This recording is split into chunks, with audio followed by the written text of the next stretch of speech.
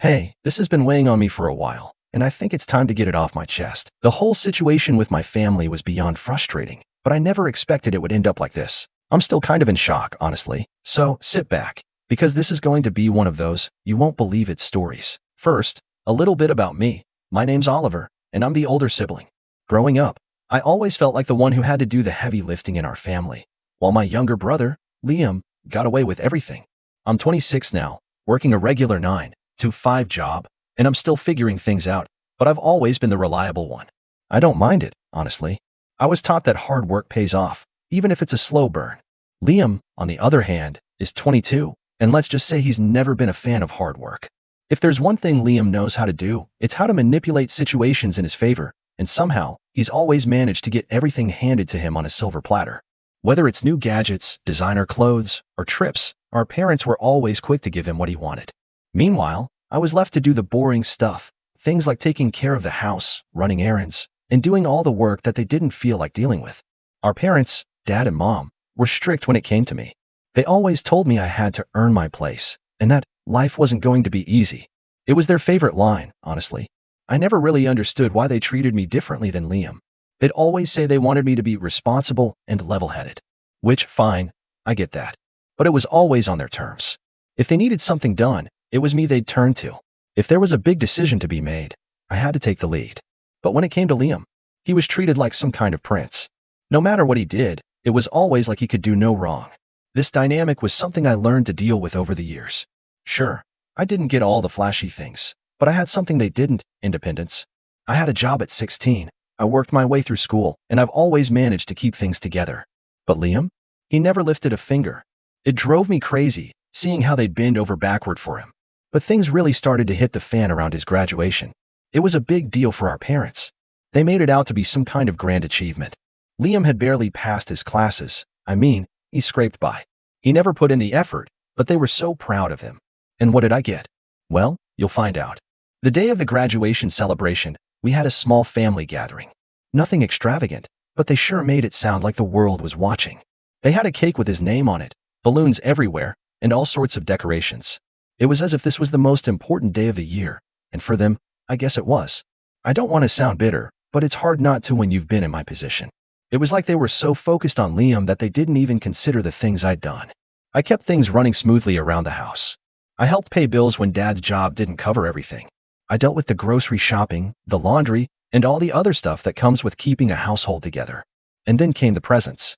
Liam had gotten his shiny new car, a present our parents had barely been able to afford. In fact, I later found out they had taken out a loan to cover the cost. I wasn't angry about the car itself, but the fact that they couldn't afford it, yet they still went ahead and bought it for him.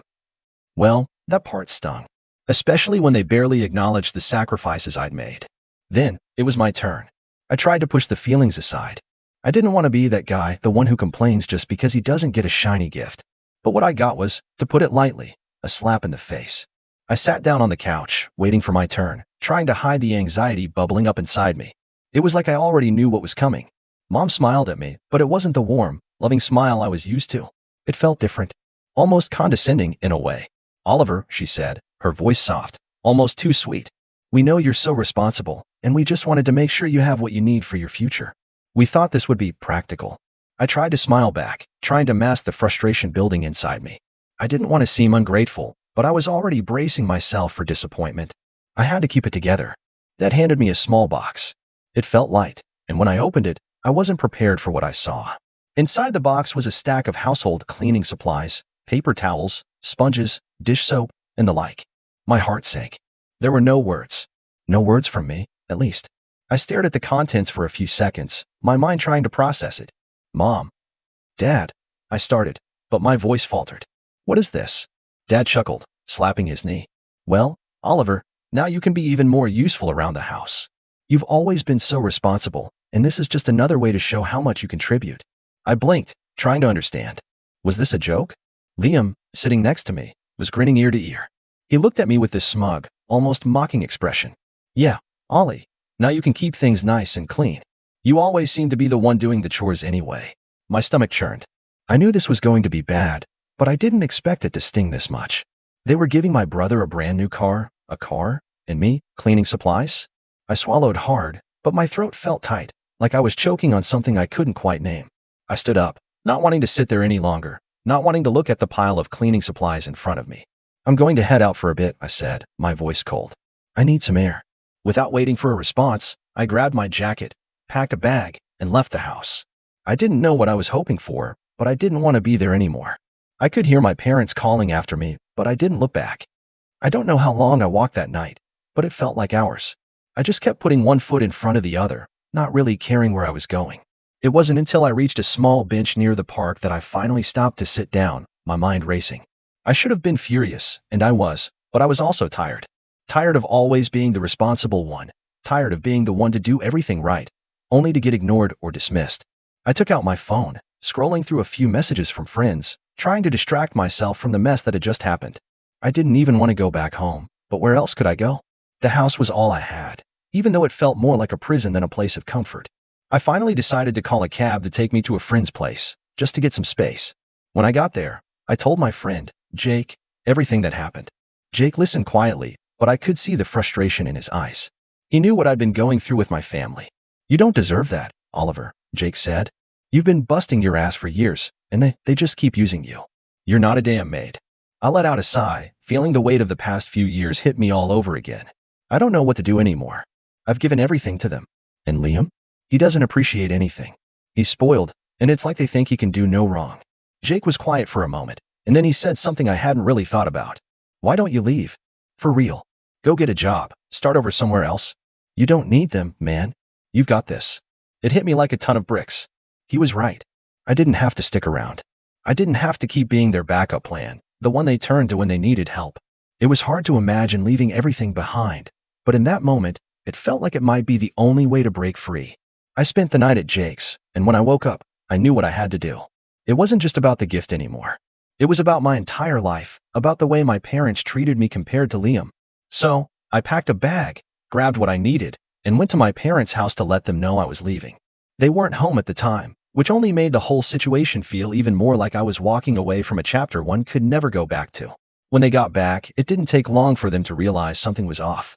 I was halfway through the process of packing up my things when I heard their car pull into the driveway. My heart skipped a beat as the front door creaked open. Oliver. My mom's voice echoed down the hallway, sounding surprised. Where are you going? I walked into the living room, holding my bag. I'm leaving, Mom. What? Her voice faltered. Where are you going? You can't just leave like this. I kept my tone steady, but I could feel the tension building. I've been carrying this family for too long. It's time for me to go. You and Dad don't need me. Not really. You've always had Liam for everything else. The look on her face was one of disbelief, like she couldn't process what I was saying. Oliver, you know we depend on you. You've been so helpful, and now this. This is the thanks we get. I didn't let her guilt trip me this time. I've been helpful because you've never given me a choice. You've always expected me to clean up after everyone. Liam does whatever he wants, and you keep giving him everything. Well, I'm done. Dad stepped into the room, looking almost confused. What do you mean, you're done? You're going to leave the family? After everything we've done for you? You've done nothing for me, Dad, I replied, keeping my voice calm. Liam gets a car, and I get cleaning supplies. That's how much I mean to you. Mom's face twisted in something close to panic. You don't understand. We've been making sacrifices for your future. You're not seeing the bigger picture. I shook my head. No, Mom. I'm done seeing the bigger picture. You've never seen me. You've only seen what you can use me for. But I'm not doing this anymore. I turned to leave, but Liam stepped into the doorway, a smug expression plastered on his face. Wow, Ollie. Leaving already? Guess you can't handle the family spotlight, huh? I mean, I just got a brand new car for graduation. What do you have? A bag of cleaning supplies? He laughed, and I could feel my blood boiling. Shut up, Liam, I said through gritted teeth. You don't have a clue. Mom shot him a glare, but then turned back to me, her voice a bit more frantic. Where are you even going to go? You can't just leave us like this. I didn't answer her immediately. I simply walked out the door, leaving everything behind. It wasn't until I was in the cab, heading to a small apartment I'd rented that same morning, that I felt the weight of what I'd just done. For the first time in years, I felt free. The following year was a blur. I found a 9-to-5 job in sales just to keep things steady, but my real plan was always the side hustle. It took time, a lot of hard work, and plenty of late nights, but after a few months, I started seeing the results. I was making money online, not just a little, but enough to start thinking bigger. I was no longer dependent on my family, no longer living in the shadow of my brother. But as I started to succeed, that's when the call started. I had gone from living paycheck to paycheck, relying on my parents, to a self-sufficient adult with financial freedom. I wasn't a millionaire yet, but the sense of independence and control over my life was worth more than anything. It felt like a huge victory every time I checked my bank balance, seeing the numbers climb. But of course, as my success grew, so did the need for my family to reach out. It all started with a text from my mom. At first, it was casual. She was trying to sound like everything was normal. "Hey, Oliver, how's the new place? I hope you're settling in well. Have you been able to keep busy with work?" I could tell this was a thinly veiled attempt to see if I'd bite and talk about what I was doing. So, I responded, keeping it simple and vague. "I'm doing well. Work's keeping me busy, but it's going good." That was it. A couple of days went by before I heard from her again. This time, it wasn't just a check-in. The tone was different. "Oliver, your dad and I have been thinking. We're really proud of you. You've always worked hard, and we just wanted to tell you that we're here for you, no matter what." I could feel the tension in her words. It was almost like they were testing the waters, hoping to open the door for something more. I knew exactly what they wanted, but I kept my reply neutral. "Thanks, Mom. I appreciate it." A week later, I got another message. This time, it wasn't from her, but from Liam. "Hey, Ollie, hope you're doing all right. I know things are a bit tense between us, but I just wanted to check in. How's work going? I've been thinking about you." Liam thinking about me? That was new. He had never cared about anything except himself. I didn't want to be petty, but I also didn't want to pretend like everything was fine. So, I replied with the same vague answer I'd given Mom. "Everything's good. Work's going well, and I'm staying busy." A couple of days later, my phone buzzed again. This time, it was my mom calling. I hesitated for a moment, then answered. "Hello, Oliver, honey, it's Mom," she said, sounding almost sweet. "I hope you're doing well. Your dad and I were just talking. We were wondering if you could come by soon. We really miss you. You know, it's not the same without you here." My stomach dropped. It felt like a trap. They hadn't missed me before, at least not in the way they were claiming. It had been months since I left, and all of a sudden, they wanted to act like they cared. I could practically hear the desperation in her voice. "I don't know, Mom," I said, trying to sound neutral but not giving in. "I've got a lot going on here. Things are different." She was quiet for a second, and I could hear her breathing on the other end of the line. I waited for her response, knowing this was coming. "Well, it's just that. With everything that's been going on, we've been struggling a little. You know, with your brother's car and all. And with the bills stacking up, it's been a lot for us lately. We could really use your help." There it was. I knew it. They had been in debt, taking out loans to buy Liam his car, and now they were struggling to keep up. They hadn't thought of how they would manage long term, and suddenly, they were remembering I existed. But it wasn't because they were concerned about me. It was because they needed something. My heart tightened. "I don't know what you expect from me, Mom. I'm not coming back. I've built my life here." I heard her voice falter. "We know you're doing well, Oliver. We just thought you could help us out a little, that's all. Just to get back on our feet." I didn't respond right away. I was processing what she was saying, how easily they expected me to just drop everything, return to the house, and fix their mess. "Listen, Mom, I'm not coming back. You and Dad have made your choices. You decided to put everything into Liam. You can't just come to me when things get hard. You can't expect me to fix it." There was a long silence on the other end of the line. Then, finally, my mom spoke, her voice almost pleading. "Oliver, please. We've made mistakes, but we're trying. We really need you." I wasn't sure what I felt anymore. Anger? Sympathy? Resentment? A mix of all of those. I had worked so hard to get away from that place, and now they were trying to manipulate me into coming back, to be their backup once again. "I can't help you," I said, feeling my resolve solidify. "I've worked too hard for this. I'm not going to put myself back in that situation." That was the first of many calls. They came more frequently over the next few weeks, each time more desperate. Mom and Dad, each with their own version of pleading, reminding me how much they needed me, how much they'd sacrificed for me. They even mentioned Liam, talking about how his grades were slipping now that he had the car and how he couldn't handle the pressure of adult life. But every time I refused, they pushed harder until the calls stopped coming. The silence was almost worse than the constant begging. I knew they were upset. I knew they were angry. But that didn't stop me from living my life. Then, one day, I got a message from Liam. This time, it was different.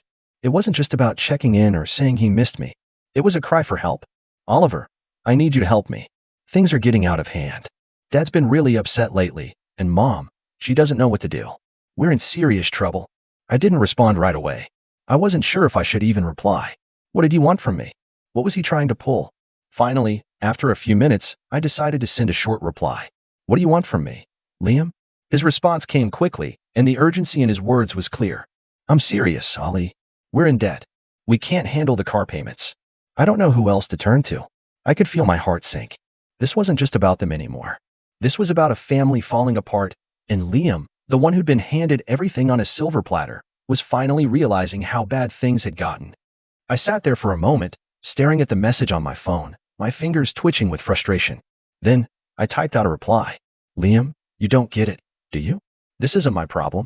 The words were harsh, but I felt like I needed to say it. It wasn't just about money or material things anymore. It was about principles. I wasn't going to be their fallback, their savior. They'd put me in a position where I was the one who had to sacrifice everything. I wasn't going to let them do it again. I stared at the screen for a few more seconds before I added more. You and Dad put yourselves in this mess. I told you guys when I left, I was done. I'm not coming back to fix things for you. Don't ask me to. I stared at the message, feeling a strange sense of relief. I had to stand my ground. There was no way I was going to let them guilt-trip me into coming back. Just as I hit send, my phone rang. It was from my mom. The last thing I wanted to do was talk to her right now, but the call kept ringing, and it seemed like I was going to have to face it. I picked up with a deep sigh. Hello, Oliver, she started, and I could already hear the crack in her voice. She was trying to keep her composure, but the desperation was obvious. I don't know what to do. You need to come back. Your dad, he's not handling things well. He's been so upset, Ollie. I'm just worried about him. And Liam, well, he's not doing well at all. His grades are slipping. He doesn't know how to manage everything. It's just getting worse. I clenched my jaw, my patience wearing thin. Mom, I don't care about their problems. I have my own life now. I told you I wouldn't come back. You chose to spoil Liam and ignore me for years.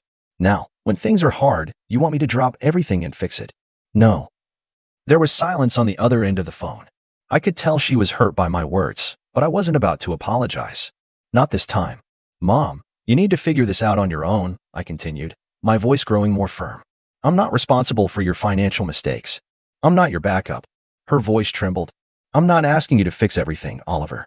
We just thought maybe you could help us out. Just a little. It's hard, and we don't know who else to turn to. I could feel my temper rising. You thought you could just ignore me when I needed help, and now that you're struggling, you think I owe you? What happened to your perfect family that didn't need me? The one where everything was supposed to be fine as long as Liam had everything handed to him. Her voice cracked. It's not like that, Ollie. We've made mistakes, but we're trying to do better now. Please, just come home. I felt a bitter laugh rise in my throat. I'm not coming back. And I'm certainly not going to keep bailing you out. You can't just call me when it's convenient for you. You made your choices. Oliver, please, she started, but I interrupted. No, I've heard this all before. I'm not your solution. You want to fix things? Start with Liam. He's the one who's got the luxury car, the one who's never worked a day in his life. You want to know what adulting looks like? Stop using me as your crutch and figure it out yourself. I could hear her sobbing now, the tears coming through in her words. You don't understand, Ollie. You don't understand how hard it's been. Please. I felt a pang of guilt in my chest, but I pushed it away. I couldn't let myself fall back into their trap. I understand perfectly, I said, my voice hardening. But I'm not going to give in. I'm not going to put my life on hold to fix yours. You need to face the consequences of your choices. I hung up before she could say anything else, letting out a long breath. My hands were shaking, not from fear, but from the frustration that had been building up over the last few months. They had always seen me as someone who could be manipulated, someone who could be pushed into action whenever they needed me. But not anymore. I knew it wouldn't be the end of it. I knew they'd try again. My mom had always been persistent when she needed something, and my dad was the type to sulk and try to guilt-trip me. But I wasn't going to give in. I had worked too hard to get to where I was, and I wasn't going to let them drag me back into that life. About a week later, as I was getting ready to leave work, I saw a notification pop up on my phone. It was from my dad. We've been talking, and we've made some changes. We're sorry for how things have been. Your mom and I, we just want to help you. We miss you, and we need you. Please, Oliver, come home. Let's fix things. We'll work together. I stared at the message, my heart hammering in my chest. I wasn't sure what to feel. A part of me wanted to be angry, but the other part of me wondered if they truly meant it. I didn't respond right away. Instead, I sat there in my apartment, replaying everything in my mind, the way they had treated me, how they had never shown a fraction of this supposed love when I needed it. Now, after everything, they were suddenly begging for my help. I wasn't buying it. A few days passed, and I didn't hear from them again. I started to think they might have finally given up. Maybe they had learned their lesson.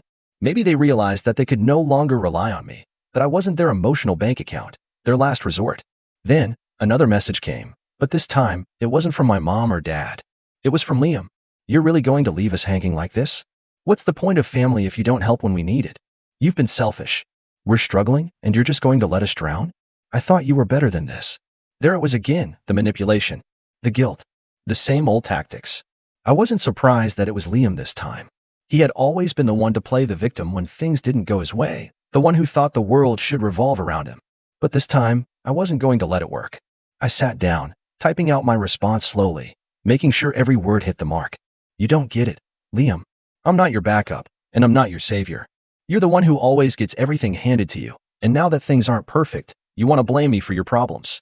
I don't owe you anything. You're grown, just like I am. It's time you learn to stand on your own 2 feet. You've had your life handed to you on a silver platter, and now you want me to come back and fix everything? That's not how this works. Don't ever contact me again unless you're ready to be honest about what you've done. I hit send, my finger trembling slightly. I'd never been more sure of a decision in my life. But that wasn't the end of it.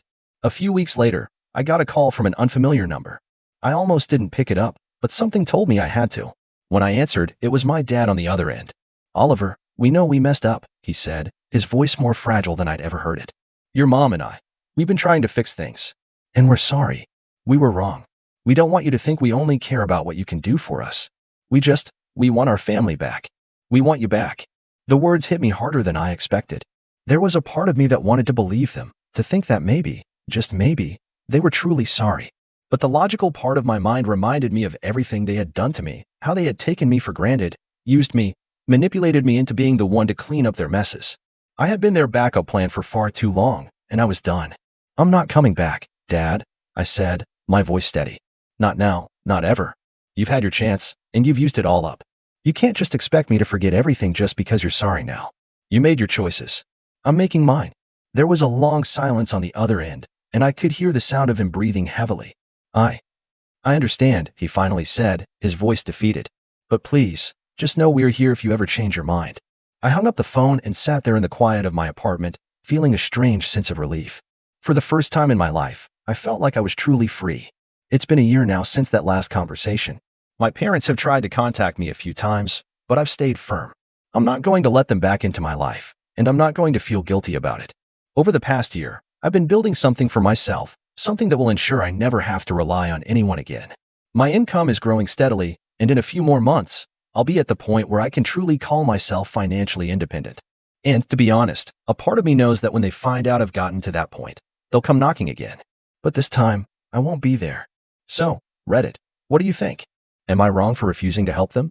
I'm honestly torn between feeling like I did the right thing and feeling guilty about leaving them behind. It's hard because they're family, but after everything, I just don't know if I can forgive them. Let me know your thoughts.